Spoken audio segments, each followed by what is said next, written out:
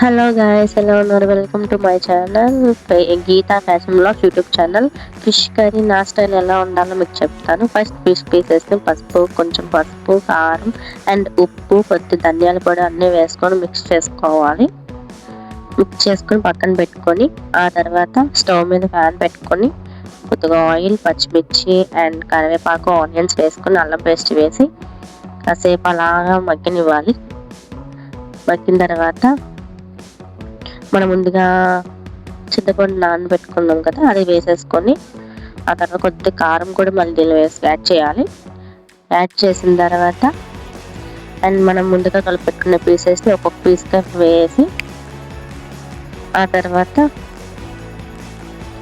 మొత్తం నేనైతే ఒక్కొక్క పీస్ వేస్తున్నాను ఫ్రెండ్స్. మీరు ఎలా వేస్తారో నాకు తెలియదు, కామెంట్ చేయండి. ఆ తర్వాత నేను మొత్తం ఇంకా మిగిలిన పీసెస్ మొత్తం అలా వేసేసాను. అలా వేసేసిన తర్వాత గడ్డతో పెడితే ముక్క పీసెస్ అనేది విడిపోతాయి, అందుకని నేను అలా చేతితో అలా తిప్పుతాను. అండ్ తిప్పిన తర్వాత కాసేపు అలా మిక్స్ అయ్యేదాకా తిప్పాలి ఫ్రెండ్స్. చూడండి, అలా మిక్స్ అయ్యేదాకా తిప్పాలి.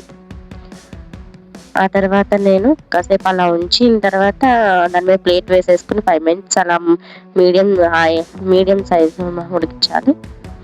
ఆ తర్వాత నేను ఫిష్ మసాలా పౌడర్ యూస్ చేశాను. అది ఫ్రెండ్స్, బాయ్.